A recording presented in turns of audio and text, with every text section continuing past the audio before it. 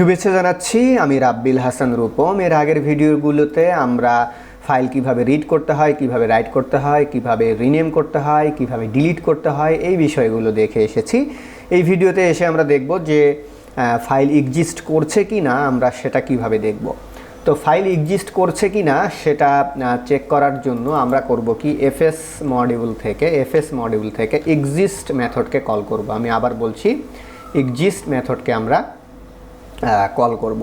এখন এই এক্সিস্ট মেথডও কিন্তু আবার দুই রকম আছে। সিনক্রোনাস পদ্ধতিতে যদি আপনি করেন তাহলে এক্সিস্ট সিনক, আর যদি আপনি এসিনক্রোনাস পদ্ধতিতে করেন তাহলে শুধুমাত্র এক্সিস্ট। ওকে, তো আমি যদি সিনক্রোনাস পদ্ধতিতে করি তাহলে এফএস এক্সিস্ট সিনক, দেন এখানে আমাকে করতে হবে কি, কোন ফাইলটার অবস্থান নির্ণয় করতে চাচ্ছি আমি, বা ফাইল এক্সিস্ট করে কি না সেটা বের করতে চাচ্ছি, সেই ফাইলের পাথ দিয়ে দেবো এখানে আমি।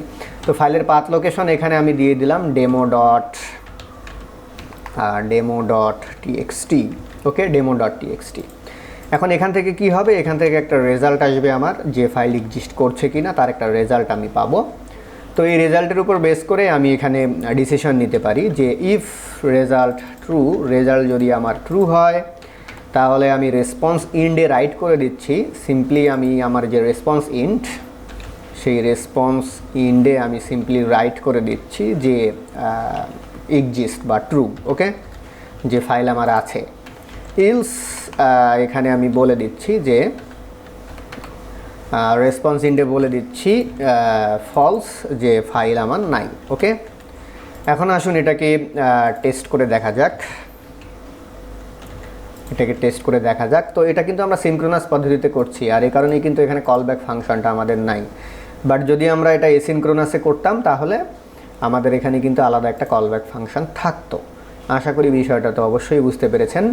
তো চলুন এটাকে টার্মিনালে রান করা যাক। আমি টার্মিনাল থেকে এটাকে রান করিয়ে দিচ্ছি npm start। ওকে,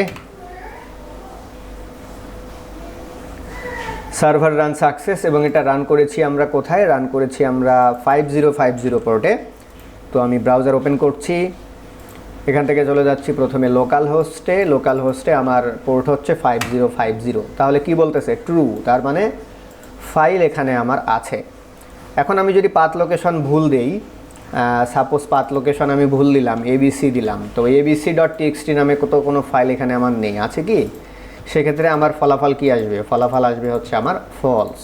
ওকে, তো আমি এটাকে আবার রান করছি npm start।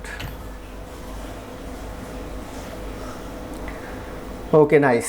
এবার যদি আমি এটাকে রিলোড দেই বা নতুন করে যদি আরেকটা ট্যাবে আমি দেখি, তাহলে খেয়াল করে দেখুন কি আসলো, ফলস। তার মানে ওই নামে কোনো ফাইল আমাদের ডিরেক্টরিতে নেই। তো এভাবে আমরা করতে পারি কি, আমরা সিনক্রোনাস পদ্ধতি ব্যবহার করে আমাদের ডিরেক্টরিতে কোনো ফাইল এক্সিস্ট করছে কি না সেটা ডিটারমিন করতে পারি। আশা করি বুঝতে পেরেছেন। ধন্যবাদ সবাইকে।